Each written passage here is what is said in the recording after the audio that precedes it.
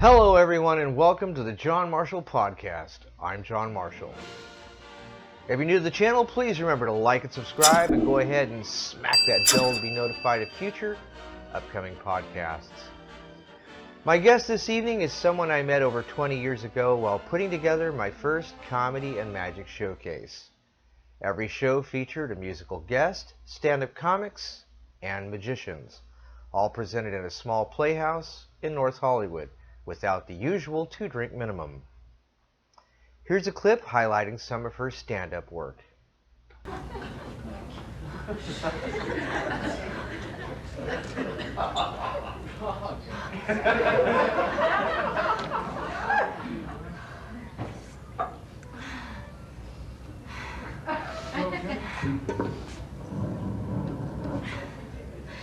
Who says glasses aren't sexy?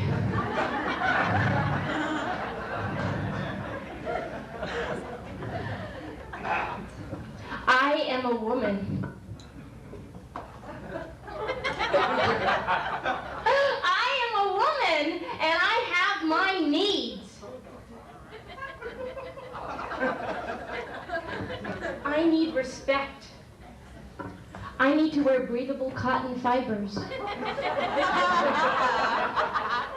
I need to see a man in a tutu crawling around on his hands and knees, fanning me with a eucalyptus leaf, and calling me Almighty Isis.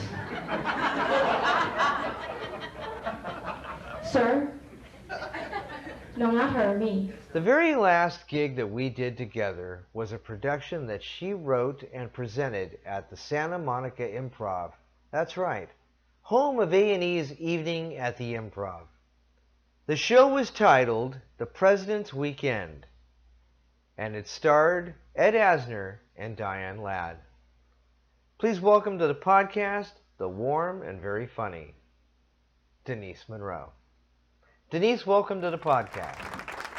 Thank you, Ms. Denise Munro Robb. I used to go by Denise Munro, but that's my middle name. And when I think my father was like, "What's wrong with my last name?" And I was like, "I don't know." And I just went back to my real name, which is Denise Maureen Munro Robb. Whoa. Well, it's a pleasure to have you on the show, Denise. Thank you for having me. So have you decided to retire completely from stand-up comedy, or were you just getting burned out and seriously needed a break? I had a baby 10 years ago, and he's not a baby. It's weird. He's going to start middle school next year. He's in fifth grade. And I got my PhD the same year he was born. So I was nursing a baby, working on my dissertation in political science at UC Irvine. And then I got a job as a professor. And I did stand up for like 20 years, but I never made enough money to like pay all my bills. And I was trying to think of something that I might enjoy besides stand-up comedy. And that might have more, security. And I went back to college, and I was in community college at night. I was working full-time in the day. I went to college at night, and I met this professor. She was like really funny and inspirational, and she got everyone excited about the Constitution and politics.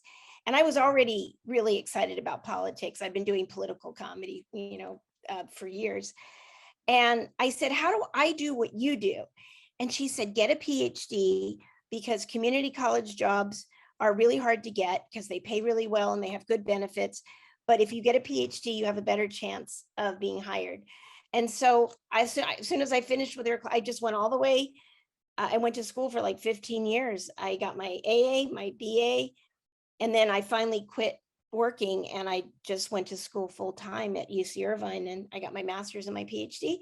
And that same year, and I had a baby, got married, had a baby, I got hired at Pierce College.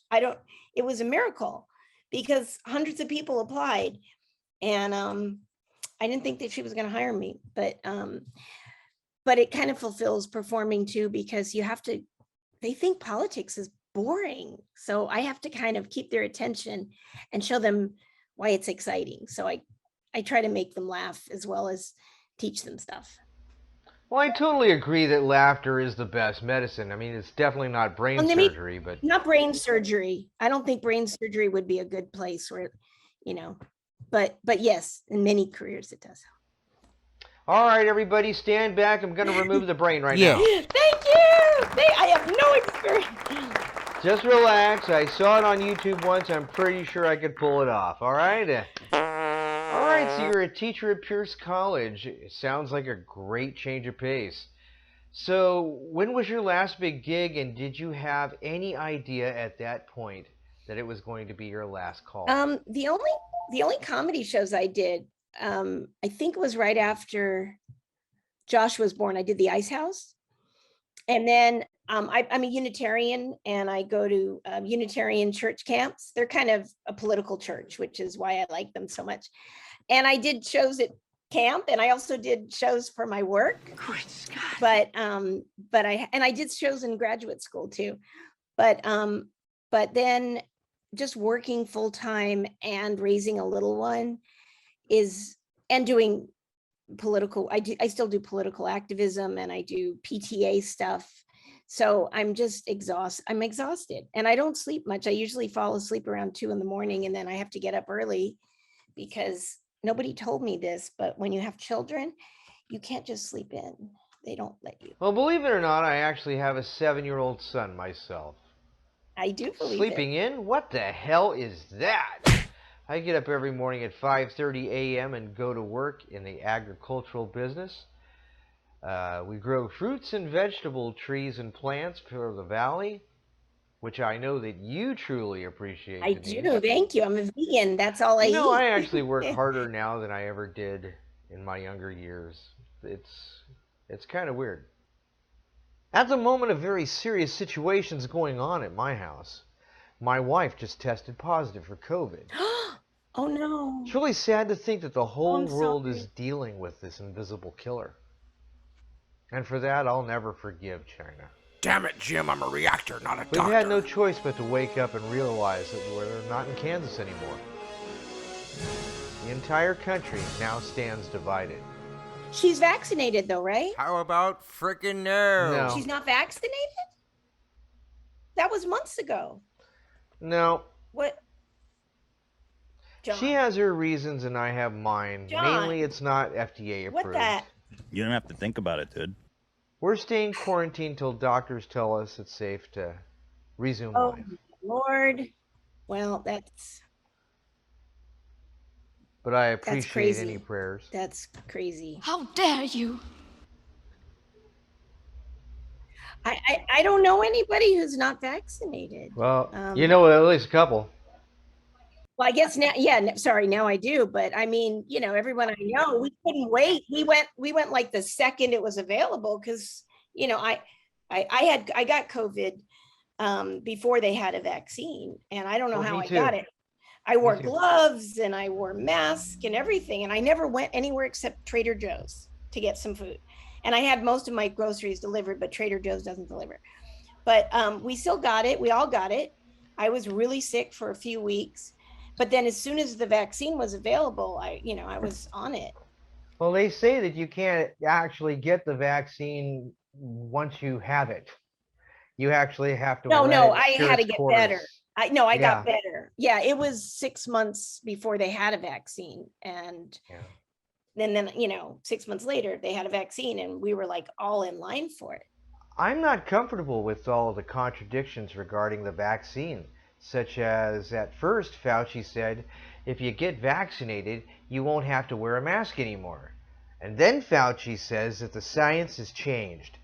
Now you have to wear a mask even if you're vaccinated. In fact, he said it wouldn't hurt if you wore it too. I mean, when will it end? Hey, who's up for a game of Fauci Says? I'm just getting sick and tired of all the mask mandates and forcing those who don't go along with their political narratives. It's not political, it's health. Health is not political. You can break your leg whether you're a Republican or a Democrat. Oh, you guys are so ridiculous. I believe everyone has the right to choose and disagree. Even though my wife tested positive, I feel fine. I still have my sense of taste and smell, and most importantly, my sense of humor. Out of your mind you are. It's like climate change. Climate change isn't political. It's something that affects everybody. It doesn't matter what party you are. The Green New Deal is something that the United States of America can't afford to accomplish all at one time. I mean, seriously, considering the crisis we are dealing with across the country, we can't afford to do everything at the same time. The solution isn't as simple as printing up more monopoly money. It's complete irresponsible madness. In all honesty, I agree with the late George Carlin when it comes to this argument. Let's watch this clip. Besides, there is nothing wrong with the planet. Nothing wrong with the planet. The planet is fine. The people are fucked. Difference. The planet is fine. Compared to the people, the planet is doing great. It's been here 4.5 billion years. Did you ever think about the arithmetic? Planet has been here 4.5 billion years. We've been here, what, 100,000? Maybe 200,000? And we've only been engaged in heavy industry for a little over 200 years. 200 years versus 4.5 billion. And we have the conceit to think that somehow we're a threat? That somehow we're going to put in jeopardy this beautiful little blue-green ball that's just floating around the sun? The planet has been through a lot worse than us. Been through all kinds of things worse than us. Been through earthquakes, volcanoes, plate tectonics, continental drift, solar flares, sunspots, magnetic storms, the magnetic reversal of the poles, hundreds of thousands of years of bombardment by comets and asteroids and meteors, worldwide floods, tidal waves, worldwide fires, erosion, cosmic rays, recurring ice ages, and we think some plastic bags and some aluminum cans are going to make a difference? You know, since the Al Gore inconvenient truth, apparently we were supposed to be doomed already, but we're okay. I think We're not really okay. We're not okay. There was a new report just 2 days ago, and it was the most depressing news I've ever seen in my entire life. A lot of my friends like me who have young children, we're feeling guilty that we're leaving this disaster to them and their children if they have children, which they may not want to. It's a disaster.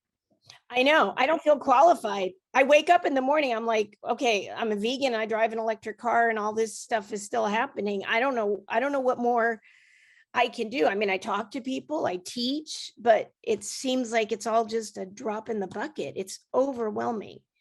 I get vaccinated, and then there's all these people that won't get vaccinated, and that's causing the virus to mutate. The only people that are most at risk, aside from, people that are on ventilators right now and all that, are people who have like diabetes or heart disease or cancer. Like my best friend has cancer, brain cancer. And so when I go to visit him, I was getting tested for COVID every week because I didn't want to visit him if I had it. But I just saw him a couple of days ago. And I put a big mask on, and I put on, everything. And I didn't hug him. I wanted to hug him because I don't know how much longer he has, but I don't want to be the one that, I told him, I said, I don't want to be the one that speeds it up, so I kept my distance, and we had a lovely visit. But even though I'm vaccinated, I could still give it to him. And he's much more the vaccines don't really fully help people that are very, very sick or have severe health problems like diabetes and heart disease and all of that. So, and being overweight, that's like, what is it? Half the country probably. How dare you? Yeah. So Denise, you look good. It looks like time has been very kind to you. Thank you. And even having a 12-year-old, he's 12, right? 10. 10 years. Okay, well, he'll be 12 before you know it. Blink an eye. And so is he homeschooling, or is he actually going to actual school now? He started Thursday in actual school full time, but for like a year and a half, they don't call it homeschooling, but I call it homeschooling because he was supposedly with a teacher online, but it was only a few hours a day, and most of the stuff was us. We had to help him with every assignment. I had to make sure he was on, one time I heard the teacher in the background, and I see he's playing Minecraft, and I'm like, No. What are you doing? And he goes, I'm learning things from Minecraft. It's very educational. Oh, is it really? Okay, do your times tables. He goes, I don't forget No that. wonder those certain teachers don't want to go back to work. Holy crap. Did I tell you that we attended a lot of magic shows because my son takes magic from a teacher online because that we had to go on. We used to be in person. We had to go He would online. come to the house? Well, he'd do Zoom. No, I mean, we used to do it at school. We brought him to school doing an after school program. But because of COVID, everything went to Zoom. But he did some really cool shows on Zoom. And I mean, we paid for them. And they were really good. A lot of magicians just went on Zoom because they have to eat.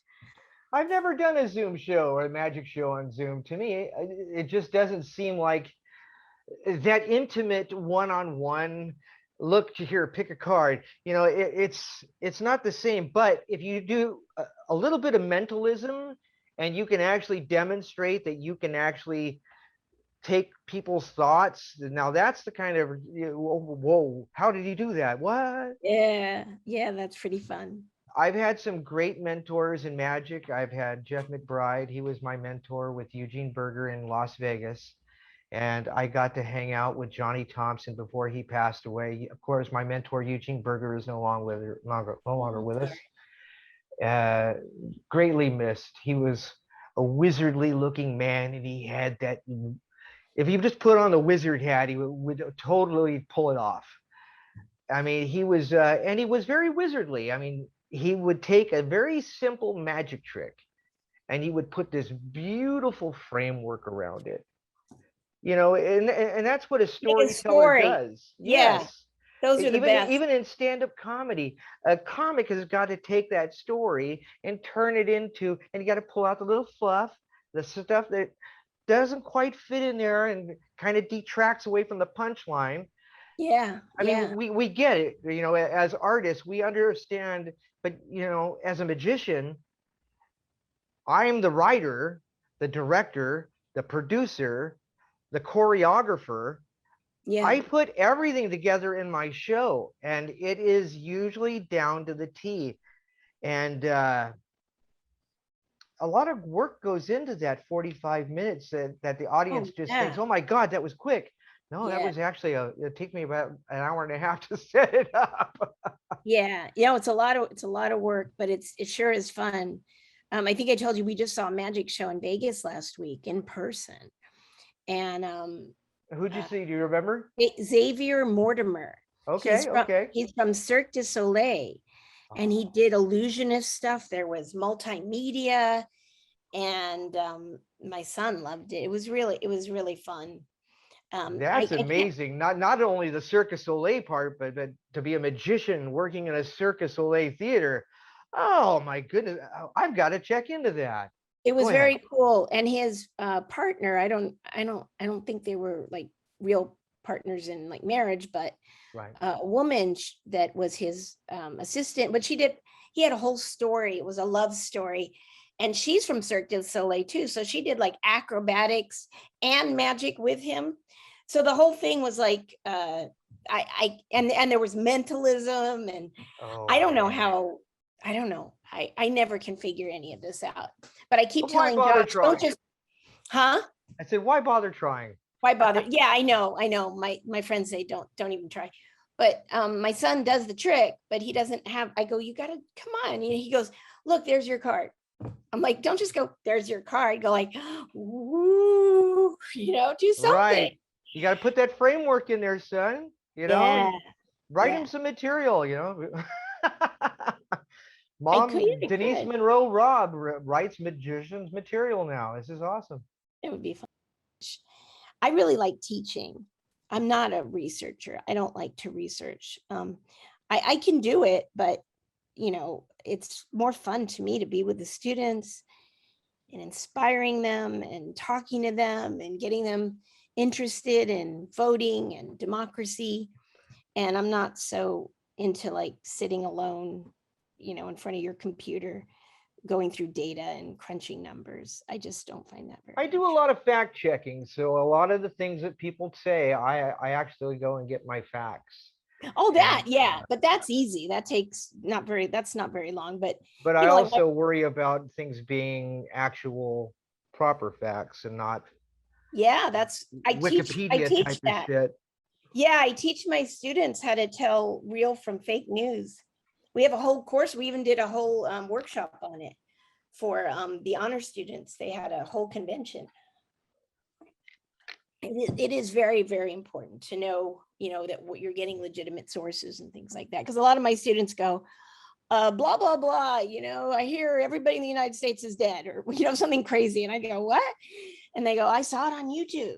And I'm like, YouTube is like a platform. It's not a news source. And they go, well, Actually, it is actually both, and but you have to weigh the sources. You really do. well, Zoom is a platform too. You could go, oh, I heard somebody say it on Zoom. Anybody can be on YouTube. It has to be true. Abe Lincoln said so. Anybody can be on Zoom or YouTube. And then I'll go, well, who is it? They go, I don't know. And then I'll look up the thing they have, and the person will go like, well, I'm a doctor. And then you look them up and they're like a chiropractor. Or, yeah, they're a doctor, but a different kind of doctor. You wouldn't want to. Right. I mean, there's nothing wrong with being a chiropractor or being a psychologist, but when you're giving it advice about like medicine or science and you have no background in it, so, you have to really check that kind of thing too. But there's a lot of nuts on YouTube, and people go, well, they pass it along on Facebook or something, and they download it and they go, oh, let me share it with my friends, before they even check to see if there's any validity to it. So that's one of the most important things I think we can do as professors is, teach students how to research and how to know what's real, how to get a legitimate source. So I just feel that this is a very trying time in this world, in this nation, in this whole entire country, that we have to really rise the occasion and stand up and understand that we are all brothers and sisters. We are all connected. We are all a part of the human race. There is no light. There is no dark. There is no color. There shouldn't be any color. We are beyond being racist in this point in our lives. And I don't believe, great idea. There is racism, and systemic racism does exist. It is out there, but it's not the problem. It's not even the top 10 in that problem that we have in this country. Well, it is if you're Black. I don't think so, sweetie. I mean, I don't think so. There's nobody holding anybody back. I mean, if I was a Black man driving my Mercedes Benz, in an unknown city, and I was getting pulled over, in a city that I just moved to. I'm just giving you one tiny example. There's millions of them, right. But I don't deal with it because I'm white. I've never had anybody. Here's what happened to me when I was younger and really cute. People, police officers would pull me over, and I'd go like, I'm going to a stand-up comedy, because I would speed to my gigs so I wouldn't be late. And they'd go, where are you going? I go, I'm going to a stand-up comedy gig. And this happened numerous times. Police officer goes, tell me a joke, cutie. And I go, when I was, I have car insurance, but no medical insurance. So whenever I get really sick, I have to get in my car and smash it up. And he'd go, oh. Well, you go on ahead then. You go on ahead. I'd be doing 90 miles an hour. You go on ahead. It's like a felony. You go on ahead. But, cut to the Black man who gets pulled over, and, he has a Mercedes. So they pull him over. They're like, oh, I don't think a Black man would have a Mercedes. And they run a check on him. And he goes, what the hell are you doing? And they pull him out of the car and they beat him, or they shoot him, or whatever. They put him in jail. So, it is a very serious problem. There's a lot of serious problems, but you and we haven't had to deal with it. So it's funny how, all of a sudden people woke up when they saw George Floyd, and I was like, don't people know that's been happening for like hundreds of, that's been happening as long as I've been alive, and far longer than I've been alive, but we didn't have cell phone cameras. So you didn't see it all the time. Yep. I knew about it because I studied history. And I knew that the whole thing, like gun control, they didn't even want gun control until the Black Panthers started carrying guns. And then all of a sudden they passed all these gun control laws in the 70s. Before that, nobody really cared. It's like, yeah, you carry a gun. But they're like, Black people have guns? We better have gun control. So, you know, I knew that this was going on because I knew something about history, and I'm alive and I'm aware. But a lot of people were like, oh, is that what you're talking about? Is that what you're going through? And they see it and they're horrified. And I'm glad people are horrified, but it's like, it's not a new thing. It didn't just happen. This is the experience for people who are Black. Especially if you're very dark skinned. People who are light skinned Black, they're Black, but they're light skinned, often don't go through that because they don't get treated the same way. But what I was trying to get to is, you know, the Black community actually has the BET network. They have Ebony magazine. There's many Black doctors, lawyers. Was Tom Bradley not a Black man? I mean, Tom Bradley, he was probably one of the first Black mayors, wasn't he? Yeah. I mean, there are a few cities that have had Black mayors.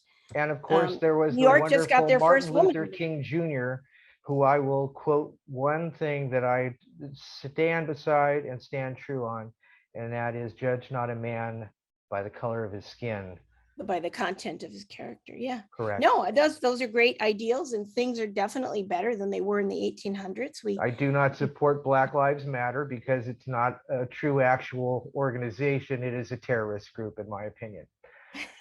And I know you're probably going to, it's like I said, we're going to keep the kid gloves on this time around. I mean, that's crazy. That's a crazy thing to say. But it is. I am not a terrorist, and I am very active with Black Lives Matter. Like, I'm not homophobic, but I'm just saying I've been researching Black Lives Matter, and I've been understanding the politics and how they're funded by white liberals. And recently, I've been feeling like they're white liberals in blackface because they're white liberals in blackface. When I say that, it's because the white liberals is all about feminism, LGBT. White liberals don't really care about Black people. That's correct. I realize white liberals don't really care about me, bro. That's correct. I'm off the plantation, bro. I'm off the plantation, bro. I escaped the plantation, bro. I'm empowered. They don't want me to have power. They want to keep me dependent. But I'm realizing this. They put white liberal ideas, LGBT, women, non-binary, white feminism, all that Hillary Clinton stuff, put it in blackface. Because if we say it, it's going to be too crazy. So then Black Lives Matter, it started by 3 lesbian women. It's not really supporting Black families. My question is, what do you think that has to say about the movement that they don't mention anything about Black fathers on the website? I'll tell you what it means. Nothing about Black fathers. First off, if I can just say, woo, another one off the plantation. They got a problem, and this is how it starts, right? So this is how it starts. So what he said in the beginning is really interesting, is he said, originally, I liked Black Lives Matter, me too. Why would I be opposed to that? Black Lives Matter, right? Of course they matter. So you have to understand something about the left. They are incredibly good when it comes to linguistics. They use euphemisms, right? Planned Parenthood. Of course I want parenthood to be planned. Oh, by the way, we're actually killing 800 Black babies every single day. Eeks, you know? So this is what they do. They manipulate you by using a term that no person in their right mind would be against, right? Who would be against Planned Parenthood? Who would be against Black Lives Mattering? But the truth is, when you do a deep dive and you start to look at the finances, you're exactly right. People that are in control, Black Lives Matter is a political arm of the Democratic Party. Call them what they are. And their idea is to keep Black people, as you just mentioned, enslaved and dependent via their emotion and their anger, right? So what I would say to you first off is to encourage you to keep going and to keep doing a deep dive, because that's how it started for me. Right? It was one thing that didn't make sense. It was this constant narrative being shoved down my throat. But when I deep dived on these organizations and looked at who was funding them, it never really lined up to the things that would make the Black community better. You mentioned that that you realize that they don't promote straight Black men, right? They never talk about the things that matter, Black fathers in their home. That's because they don't want Black fathers in the home. Make no mistake. So congratulations to you. Keep digging. And can somebody at Turning Point USA get his stuff so we can hire him? Right. It's about saying that you can't just act like everyone else matters and Black people don't matter. It's not saying only Black Lives Matter. Well, who the hell whole feels point of- like that? I don't feel Well, like that. I've never it felt m- like that. The point of it is because Black lives have never mattered in this country. They They've always maybe mattered. during the 1500s, 1600s, 1700s, 1800s, But I wasn't 1900s, here for and that. even today, many Black people are killed unarmed for doing nothing. Many people are racist, and maybe they don't say it publicly, but you often hear them say it privately. They treat Black people differently. They don't trust them. There's a huge disparity in wealth. There's a huge disparity in the criminal justice system. For the same crimes, Black people were given harsher sentences. They weren't even allowed to serve on juries until when I was born. They weren't allowed to serve on juries. And that's So- totally wrong, and I totally agree with you. Yes, there have been serious injustices done, but we can't actually force this generation to pay for all of that. I don't understand the whole critical race thinking, theories crap. It's great. It's great to teach Black history. I am totally for it. Without Black history, we would know these things. But critical race theory, which it's mostly just taught in law schools, but critical race theory. But they're doing it to elementary kids here. No, they're not. They're not. But that's another thing they made up on YouTube. But critical race theory dare you. actually is the study of racism and looking at us critically instead of when I was a kid, what they used to teach us is that America's the greatest. We're we helped the Indians, and we humanized, the savage Indians were, didn't know what they were doing, and we saved them, and the great Spanish conquistadores and the explorers founded all these wonderful places, and they taught us all this nonsense. And they don't do that anymore. Now they teach what really happened. It's an ugly history, and it's not a beautiful history. It's not a beautiful history, but I do not paint the white people as being evil in this society. It's not about anybody being evil or not evil. It's about critically looking at our real history in terms of what did we actually do? How did we get here? For example, a lot of people don't know why Black people are so poor compared to white people. Why is there a huge wealth gap? And a lot of that is Well, you tell me. I will tell you. So most Black people, their ancestors came here by force.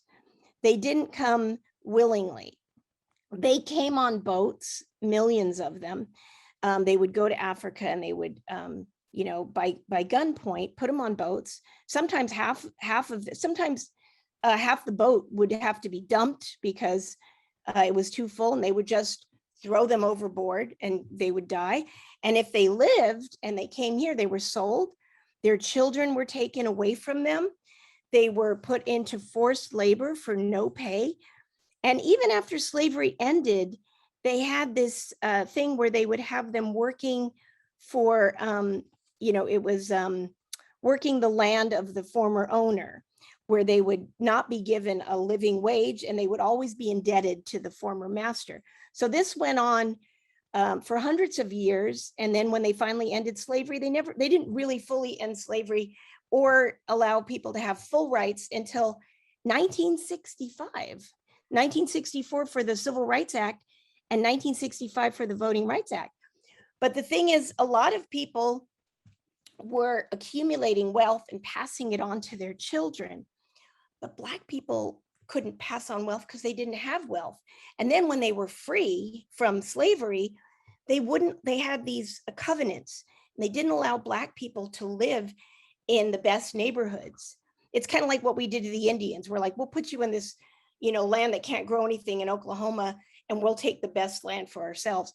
Black people were, you still see in where I live in Pasadena, my friend just bought a house, and on the deed it says, you're not allowed to sell to a Black person. Now they're ignoring that now. And some people are asking to have it removed.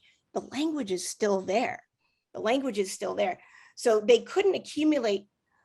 One of the biggest ways of accumulating wealth is real estate and property, and they couldn't accumulate that.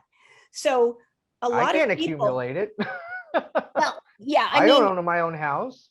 not every white person has money, but the reason there's such a huge disparity is because a lot of white people did have inherited wealth. There are a lot of people who are born with land and money and stocks, all of that, and they're born like that. Now I know there's a lot of people that aren't, but still the people that have that are white people. The Black people were not able to pass on that wealth. There are people that have generational wealth. There's been money in their families since the 1700s, the 1800s. Sometimes those families were wealthy because of slaves, because we had free labor for 400 years. Free labor, right? You didn't have to pay for that labor. So it's very easy to, I mean, if you told me right now, I could have 100 people working on my house and making things beautiful for me, and I didn't have to pay them a thing. I mean, I just paid for a tiny little thing to be done in my kitchen, and it was a fortune. But if you told me like 100 people are going to come work the land, take care of my house, take care of everything, and I didn't have to pay them, I would have a lot more money too. So this was one way that America and many people in America became wealthy without having to do anything. So the whole idea behind, it's not to make you feel guilty, it's to make you be aware so that maybe you have an understanding that there's a reason, there's a historical reason. If you don't know history, you'll never understand what's going on in the world. You'll just never know why things are the way they are. You'll just go, well, I guess they're stupid. Black people must be lazy and stupid. And that's what a lot of people say. Well, now let's get on to the subject of voter ID. What are your thoughts and stance on that?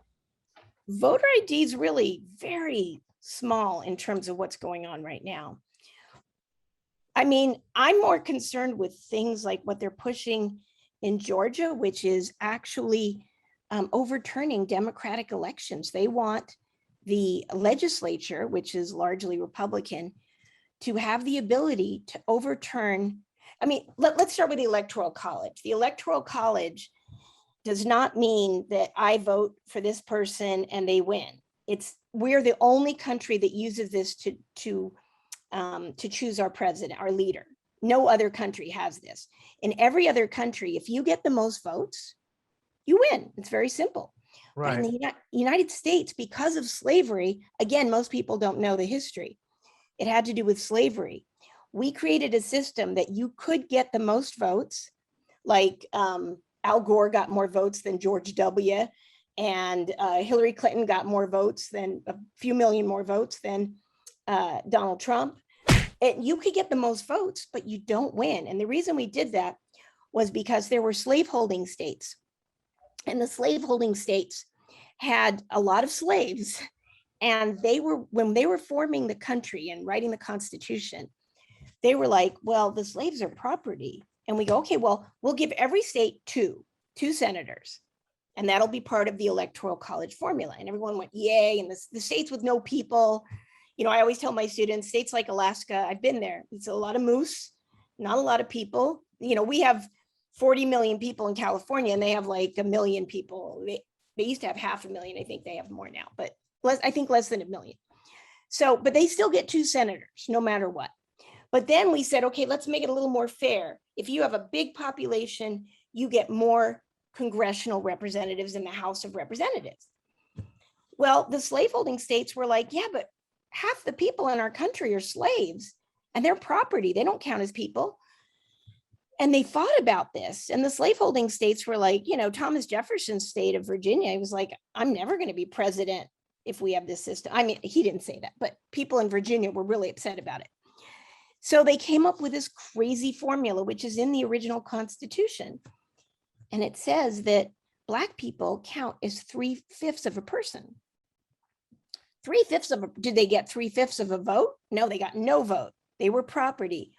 But for the purposes of the Electoral College and for Congress, they counted them as 3/5 of a person so that these slaveholding states would have some representatives and also get to have presidents. Otherwise, the slaveholding states would never have a president. So, you know, Madison wouldn't have been in office and Jefferson wouldn't have been in office. So they came up with this kooky scheme. Now, they did finally get rid of the 3/5 clause, but they didn't get rid of the Electoral College. So you can actually get the most votes and you could still lose. And now what's happening is a lot of states that are run by Republicans are really worried because Donald Trump lost states like Georgia and it freaked them out, in Arizona. And so they've come up with some laws to make it harder for people to vote. You know, they were passing laws. You can't even have water. You can't give people water. It's illegal to give them water when they're waiting in long lines. But the worst one is in Georgia, where they're passing a law that's going to allow the state legislature, and they can do this because states can do pretty much whatever they want regarding elections. The state legislature can look and say, oh, I see Joe Biden won, but we think that it's corrupt. We're not going to allow that. So we're just going to give all of the electors that were for Joe Biden to Donald Trump. And this is why you see people in Texas and Georgia, you know, protesting. You have all the John Lewis, the congressman who fought for the Voting Rights Act. You have his whole family was protesting yesterday, and people are out in the streets about it. And the entire legislature, Democratic legislature, and I think it was Texas, they left. They just left so that they couldn't get a quorum because they were so opposed to these voting, these restrictions and these voter suppression tactics. Very undemocratic. I don't care if you're a Republican, you're a Democrat, you're a Green, you're a Libertarian. You can have different beliefs. You can believe in lower taxes and less regulation. But when you try to overthrow democratic elections and you try to say the president is not the president, and you literally, you know, kill police officers and storm the Capitol and throw lies around and share faulty YouTube videos filled with lies, and you get people that are uneducated to go along with you, you're committing treason. And when you're saying that, who are you implying that to? Well, the people who committed treason on January 6th, the terrorists. Now, I totally agree that everybody involved on January 6th that broke the law should be charged to the full extent. If oh, yeah, I mean, I'm not talking about guilty. protest. I support protest. Even if you're stupid and crazy, you have a right. You have a right to stand on the corner and go, I am the ice cream man, you know, or whatever it is. I've seen people with sandwich boards that say crazy things, you know, God is coming tonight and he's going to have a red hat on or whatever. I don't care. That's free speech. You're entitled to that. Good. Well, at least we agree with that. Yeah, I'm a huge supporter of free speech, Yes. but I am not a supporter of treason. I am not a supporter of stopping democratic elections. Those poor police officers were testifying and some of them started crying. It was so painful because they said, you know, I came to work at the Capitol because I believe in America. I believe in democracy and I want to support and protect our elected officials and our elections. And they had one of the black men, these terrorists were calling him the N-word. They were, one guy lost his eye. They were pushing them with poles. They were stabbing them with poles. They killed one officer and they were yelling even against. Actually, there is no officers been killed at the Capitol. There was an officer who was killed. They'd had his funeral. What are you talking about? No, he actually died at home of natural causes. He did not die at the Capitol. There was no officer killed there except for the only person killed on January 6th was Ashley Babbitt. And she was shot by one of the Capitol Police. Nope. She was not wielding a gun. She was unarmed. Oh, I was going to share my screen with you, but it doesn't let me. No, you go ahead. Oh, you can't? Oh, wow. I just Googled, you know, and 100 articles came up. I mean, they had a service for them. And they talked about it. And we saw the video. I mean, if you, if I'll just, I have I'll tell you what definitely it seen the says. video. Okay, so 5 people from disparate backgrounds in different corners of the country now share one fate. Their lives all ended last week as a mob incited by Trump had stormed the Capitol. Federal prosecutors have opened investigations into the death of 2, the officer beaten by pro-Trump rioters and the California woman shot inside the Capitol. But the authorities have released limited information about the death of the others. So we know those 2 for sure. We don't know as much. Well, Brian, until the other ones are actually proven by actual video footage, I mean, this is all just hearsay and speculation. Like I said, the only person I saw actually killed was Ashley Babbitt. I saw the video footage when the guy walked in, when the officer walked in. She was actually clinging to one of the windows, like she was trying to. Oh, no doubt. I in. saw her killed too. I just like the officer. But yeah, she wasn't an exact threat, so she really didn't deserve to die.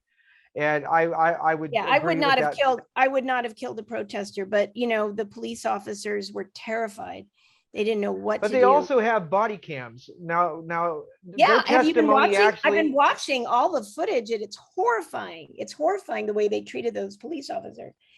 But they were also protecting the government. I mean, a group of them were saying they wanted to hang the vice president, who's a Republican, which is also very, very surprising. But they literally were going after them. They were yelling, you know, we're going to hang him. And then they attacked all those officers with poles and with bear spray. I mean, they came like a militia organization. And you think those were Trump supporters? Of course they were Trump supporters. No, Antifa, darling. They weren't Antifa. See, they were Antifa. Okay, so you're obviously my brother lives in Washington. Totally believing he was actually there that day in the back of the crowd, and he witnessed a lot of shenanigans. Listen, as a magician, I understand the idea of having shills, people dressed up as Trump supporters. You're talking crazy talk. No, I'm just talking facts. I can't have a conversation with you if you're going to make up things, because that's like talking to a nut. That's like talking to a person in a mental institution. I wouldn't dream of making things up. I can't have a conversation if you don't believe in basic reality. If you're watching, like you said, watching YouTube videos that are done by nuts and crazy conspiracy theorists, you'll never know reality. You'll just be in like your own fantasy world, watching like Breitbart or Newsmax. How dare you? You don't learn anything from those sources. It's fake information. And this is one of the biggest problems in the country right now, is that a lot of people are being taken in by complete nonsense. It never used to happen. I have to agree to disagree with you on that, but Republicans used to have a shared reality with Democrats. They used to believe in democracy, and they used to believe that when they saw the news and they saw things happen, they actually were happening. But little by little, reality has been eroding. We had a president who would say, I know you see that there's no crowd here, but there's really a crowd here. I want you to not, he's even said, Trump used to say, don't believe your eyes, believe what I tell you. And people did. They went, oh, okay. It's like a cult. It's like a crazy cult where people believe things that are quite obviously to rational and educated people total nonsense. Oh, wow, total nonsense. man. I totally think of myself as a very educated and very logical person. I think of everything logically.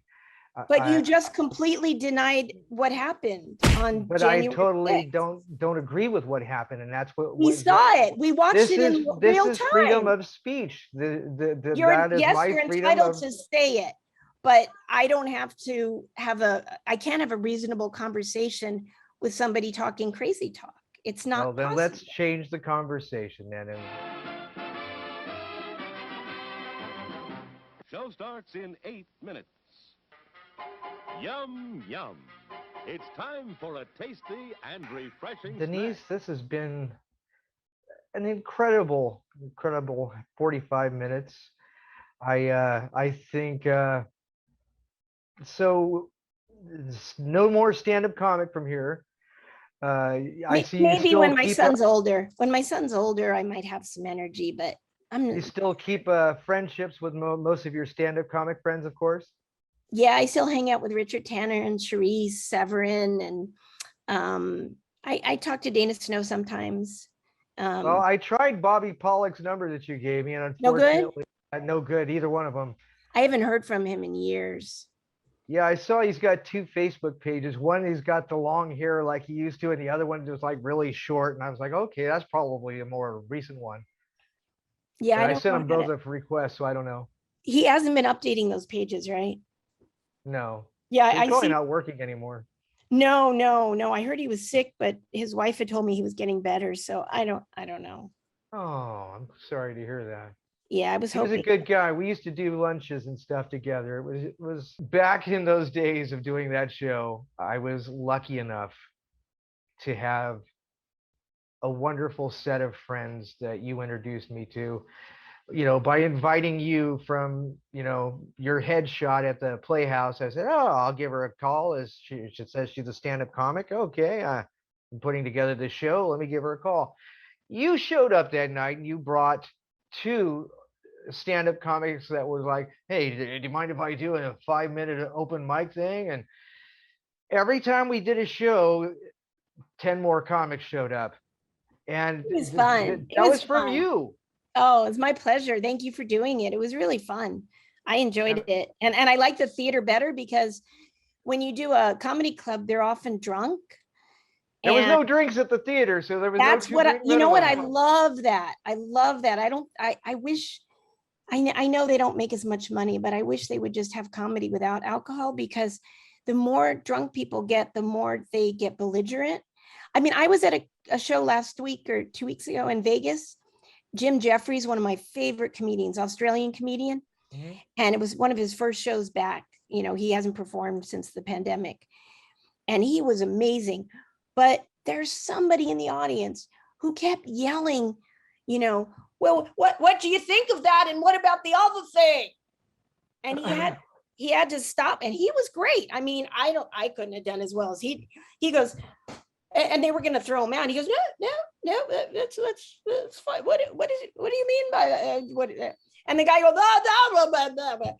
And he goes, well, that reminds me of a story. He told a long story about Michael Jackson, because he does a whole thing about Michael Jackson being a pedophile.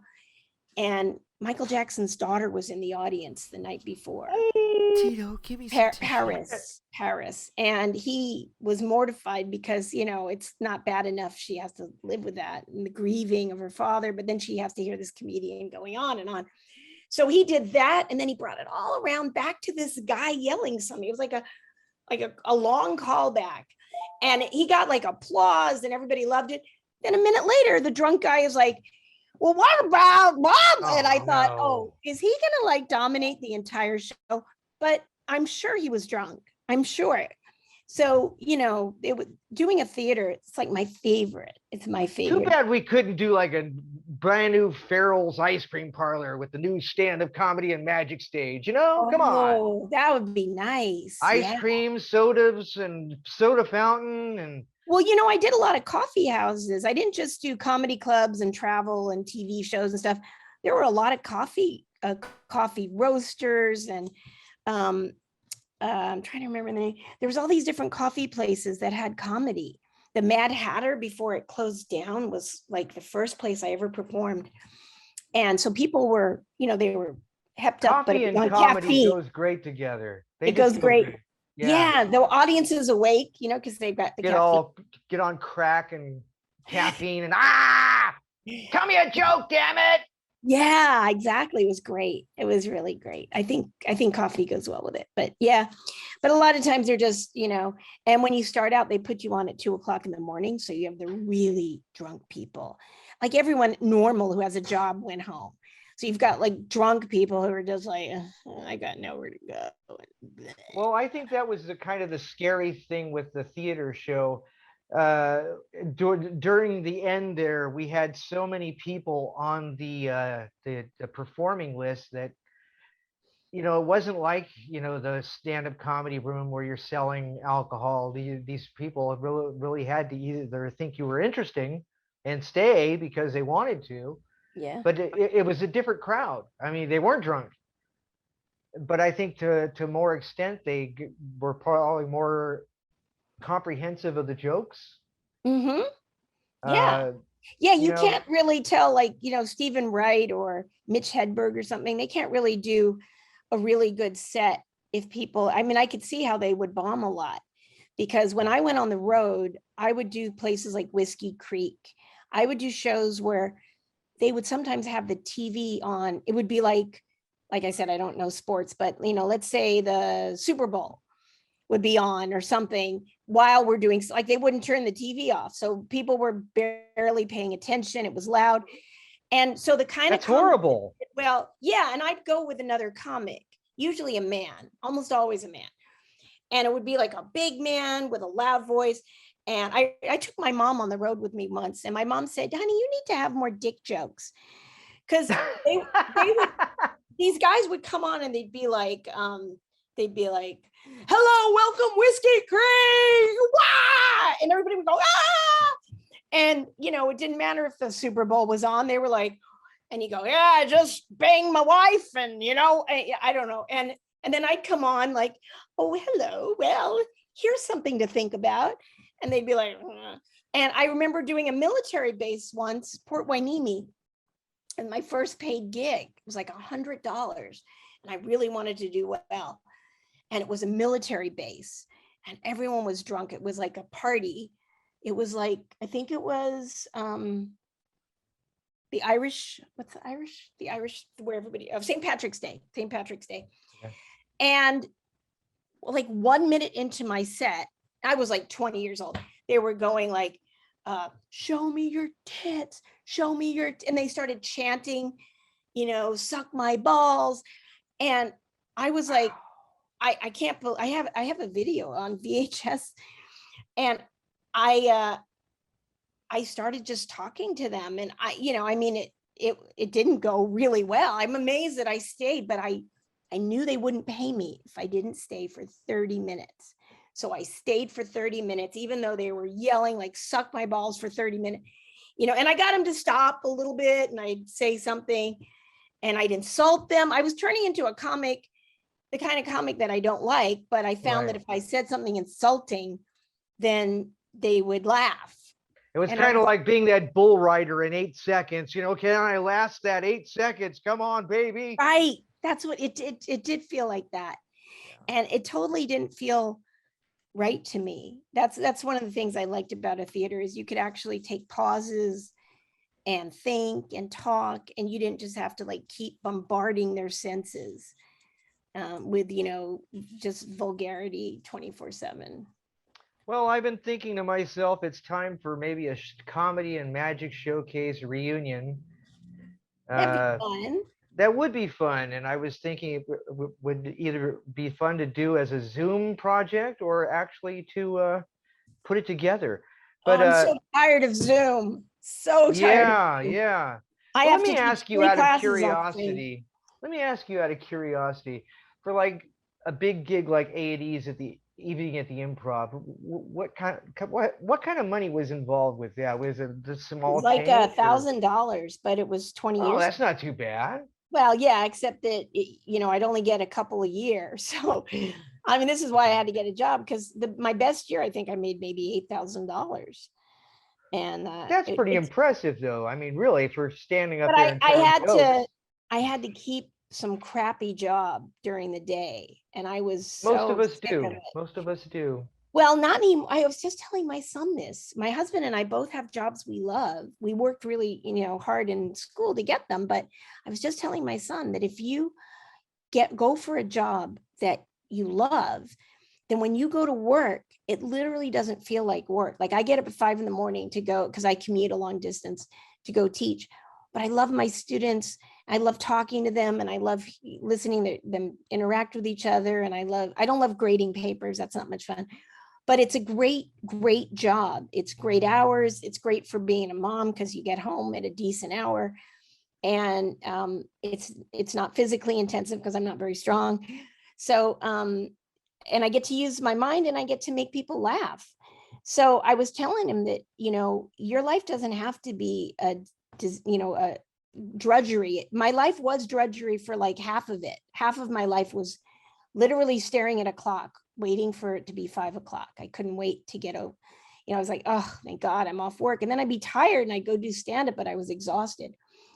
So now my life is not a drudgery, and I don't go, oh, it's 5 a.m. I go, oh, it's 5 a.m. I'm ready. I'm going to work. And I'm happy to be there. I love my colleagues, and it's very nice. So I'm glad I did. I didn't do it till my 40s, but you know what? Better late than never. Amen. I didn't have a child I had a child in my 40s too. So, I'm glad I was in my 50s. Yeah. My husband was too.